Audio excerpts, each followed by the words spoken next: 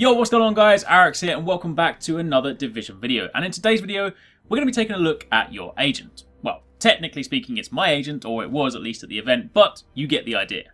If you open up your inventory, you are greeted by a wall of information. At the top, you have various tabs, some of which you'll already be familiar with, others you may not have seen yet. Below that, you have your attributes, which ultimately determine what sort of agent you are. And on the main screen, you have a ton of gear, some of which we'll talk about in this video, some I'll cover next week. In short, there's a lot to talk about, and I'm going to break it all down for you and tell you everything you need to know. So if you do enjoy this video and you do find it helpful, as always, a like would be massively appreciated. It really does help me out, it helps out the video, all that good stuff. But let's get started. I'm actually going to work backwards here because the other tabs are quite easy to explain, whereas there's a lot more to talk about in the overview tab. So firstly, you should be familiar with the appearance tab. I covered this in my cosmetic gear video, so if you missed that, I'll link that down below. But in short, this is where you pick and choose and change your appearance based gear to alter the way your agent looks without altering your stats. The pouches tab, on the other hand, is where you store items that don't go in your main inventory. And by main inventory, I mean if we jump back to the overview tab, down here is the space you have in your bag. This increases with bigger and better bags, but this solely reflects things like gear and weapons in your bag as opposed to the stuff you find in your pouches. In your pouches, you store different types of grenades, consumables, ammunition, keys, medkits, and of course, crafting materials. If we take a super quick look at these, your different types of grenades are EMP, flashbang, frag, my personal favourite, incendiary grenades, and you also have shock and tear gas.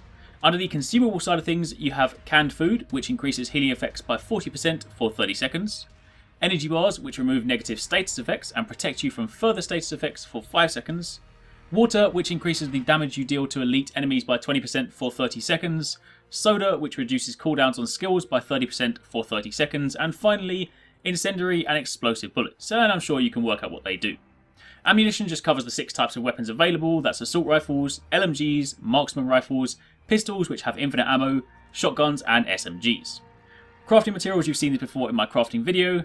Medkits are of course for healing you in combat, and finally, access keys. There are 2 types of these. Lockpicks are used to open locked doors that you might find around the world whilst exploring, say, abandoned buildings. And Dark Zone keys are dropped when you kill enemies and players in the Dark Zone.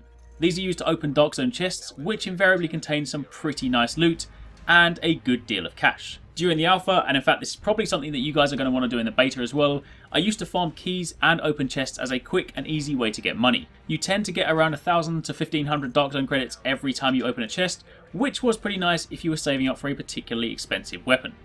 One thing worth noting, however, is that if you die in the Dark Zone, you also drop some of your Dark Zone keys. I say some, not all. I'm not entirely sure how many you drop to be exact, but to give you an example, whilst I was roaming around with 10, dying made me lose sort of 2 or 3. So that should give you a general idea.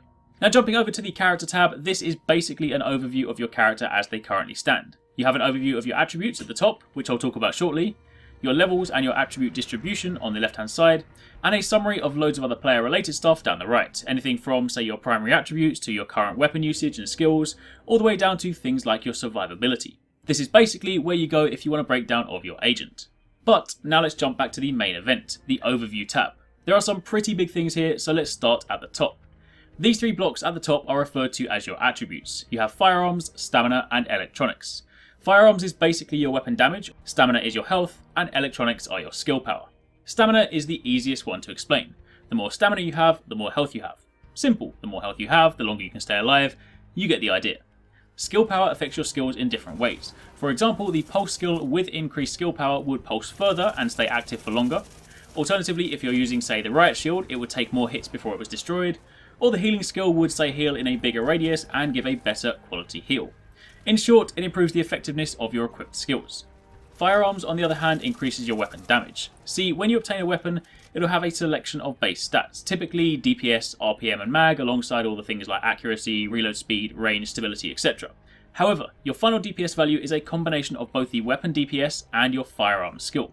That means if you and your friend had an identical gun, for example, but one of you had a higher firearm skill, despite the fact that you both have the exact same weapon, the person with the higher firearm skill will do more damage.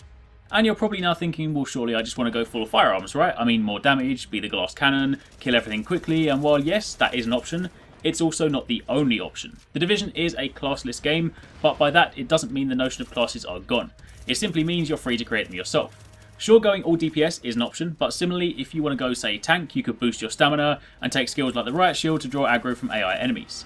Similarly, if you wanted to play support, it would be in your interest to take a higher electronics attribute so that your healing was of a much better quality than most others.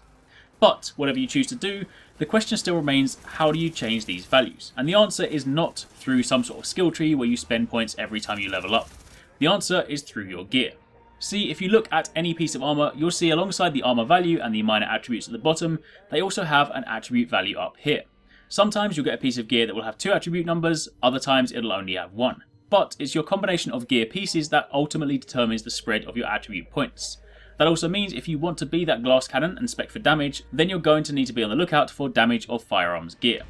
However, it's also not as simple as that. See, while yes, there's technically nothing stopping you from going and seeking out nothing but firearms gear and having a ridiculously high firearm attribute, if you do that, you more than likely won't be getting the most out of your weapons.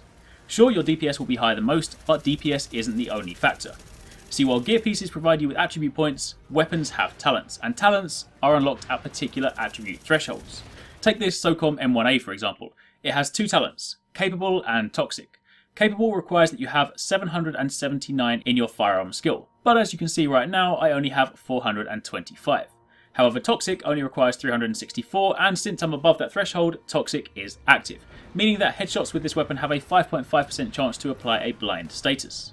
Capable, on the other hand, improves the handling of my weapon for 5.5 seconds, so in this case it's not a huge loss, but were that a particularly outstanding perk, I'd most definitely be looking to up my firearms attribute in order to unlock that talent.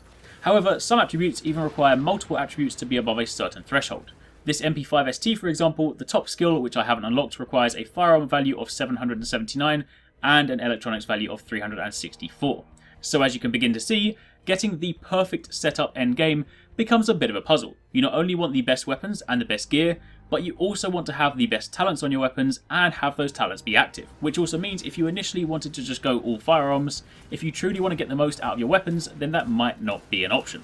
The rarer the weapon, the more talents it has. The high-end or orange weapons are the rarest ones, and they can have up to 3 talents. So, as I'm sure you can imagine, there's going to be a lot of stuff to balance out, but that's certainly going to make things interesting.